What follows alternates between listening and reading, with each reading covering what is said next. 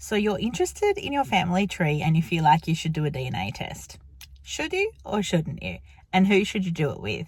Well, today we're going to talk about all of those questions, and I'm going to leave you hopefully feeling a little bit more secure in how you're going to test your DNA. So basically, you can test your DNA at lots of different places, but the one I went through and the one I would recommend to you is Ancestry. Now, the reason that I would suggest to you that you do your DNA through Ancestry is because once you've done it, you can upload your DNA for free to many other sites, and they'll also give you access to your DNA matches. If you test at MyHeritage, for example, you cannot then upload your DNA sample to Ancestry. Ancestry don't take samples from any other place. So by putting your DNA on Ancestry, one of the biggest DNA platforms in the world, you have a lot of opportunity to meet and find relatives or DNA relatives. So what are some of the reasons you might want to do your DNA in the first place? Perhaps you're somebody that doesn't know who your parent is, and so you're looking for someone, a family member, anyone who can tell you a little bit about your history, about your heritage, where you've come from. If that's the case, I would say to you, go for it.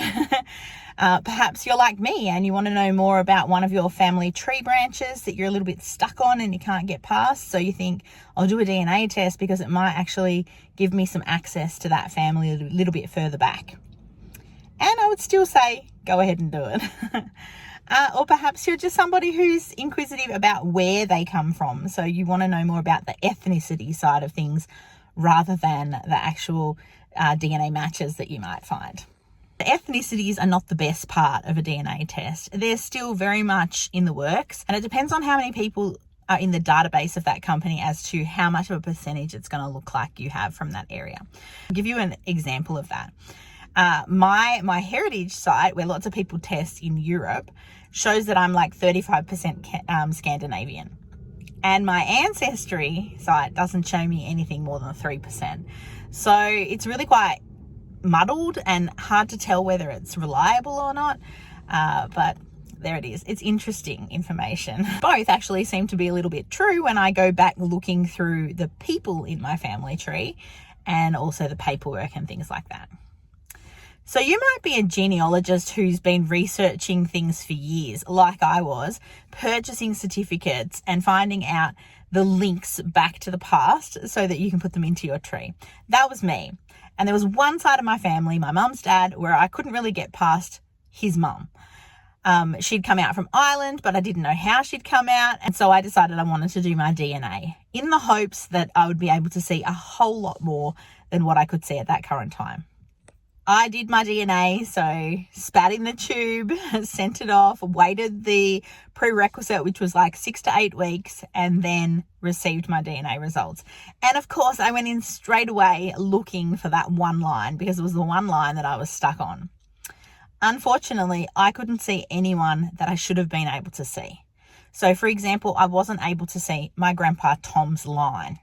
I knew that people from my family had tested on Ancestry, but I was unable to see my mum's cousin and also my own cousin. I was able to see my cousin, but the centimorgans didn't match a full cousin, and I wasn't able to see my mum's cousin at all. It was a big thing to comprehend and to look at and think, oh my gosh, what's going on here? Why can't I see the people I should be able to see? I won't lie to you, it's a horrible feeling. It's a sinking feeling in your heart and your gut when you start to think, hang on a sec, something's wrong here. Is it wrong with them or wrong with me? Like, that's the way you think at the beginning. Anyway, then it's a matter of finding out, okay, well, if I can't see them, then what can I see? Because who are all these people that I'm matching with? Now, for me, I have like 18,000 matches on my mum's side of the family, and again, pretty much the same on my dad's side. So for 18,000 matches, like there was someone in there that was past me, you know, like back in the olden times. But who they were, I had no idea. Now, in my case, I got really lucky. I actually knew the name of an ex-boyfriend of my grandmother. And my partner said to me, why don't you put his name in and see if anything happens? And so I thought, well, okay, I will. And I did. And when I put in his surname, boom, up came a whole heap of people that I matched with. So then, how do you tell your mum? Well, For me, my mum had been waiting on my DNA results as well, and she comes around to my house and looks after my daughter once a week, and she used to come and stay over the night before. So on the day that I got my DNA, my mum was coming to stay at my house. So we opened it together, and she knew from that very first moment that I opened my DNA that there was something not quite right. We didn't think that it was to do with us, like as in my mum and me, but we knew that there wasn't something quite right further back. And sure enough, it turns out that my mum's dad, her biological dad, is, a different man. Luckily, we knew that man's name. And so we were able to test the waters and discover that, yes, it probably is him. We're like 98% sure. The only way we can be 100% sure is if my mum's potential half-siblings test or anyone descended from them tests at some stage. At this stage in our journey, that doesn't look like it's going to happen anytime soon, which is really a little bit disappointing because, of course, we want to know where we came from, right? But on this journey, you have to learn that you take it as it comes. All we can do now is research the people further back. And luckily for us, we've been able to do that a little bit. So to cut a long story short, if you're going to do a DNA test, then you just need to be really prepared for whatever answer, whatever response comes your way. It might not be what you expect, and it might not be what you want. But if you're open to it, I promise the journey is not that bad. Don't get me wrong. I got super upset when I found out that my grandpa was not my grandpa, biologically. I cried a great deal and was surprised that my mum didn't. I was shocked and upset, and I felt betrayed by my grandma.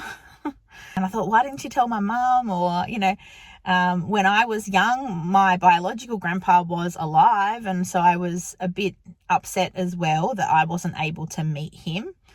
Not only that, I was then feeling guilty because why would I want to meet that man when I had the most perfect grandpa anyway? So there's a lot of emotions that these types of tests can send you through if you get mixed answers back or if you get unexpected answers back. So the only thing I would say to you is just be aware that that can happen, because you don't want to go in like I did blind and then get a big kaboom in your face. It kind of answers a few questions that, we've always had, but it can also place some doubt in your mind about who you are. Now, when I say I felt bad straight away, my mum seemed fine with it. And then about a year later, it kind of hit my mum a little bit harder. And so the journey doesn't end when you get your results. You start to research, you start to find out things. You're looking for answers and you're looking to find out if your relatives were nice people. And then you have to live with that, I guess, and just keep moving on and find out what you can when you can. And other people do their DNA test and they get their answers back and they are able to solidify what they've always known, and it confirms all of the documentation that they have bought, and they're really happy with that outcome, So DNA is an amazing thing to do. It's so informative and it's exciting to learn about. It's a new technology, really. I feel like when we're talking about people from the past, the people that have already died and gone before us, we're actually still keeping them alive in our memory. We're giving them life again. We're giving them personality.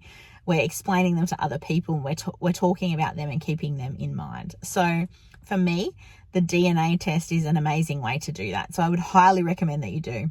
If you're not going to do it with Ancestry, then perhaps you'd think about doing it with MyHeritage or 23andMe, because there are a couple more of the sites that are a little bit more known and larger companies to work with. So they already have a pretty large database that they're working with. But if you're thinking about it right now, then pause the video and just go and do it. Don't think about it anymore. Don't contemplate. Just get it done. Send it off. And if you do, let me know about it. So if my video has been informative in any way for you, I would love it if you'd give it a thumbs up and also subscribe to my channel. I'm really looking forward to talking to you more about genealogy, and I'll see you in the future. Bye.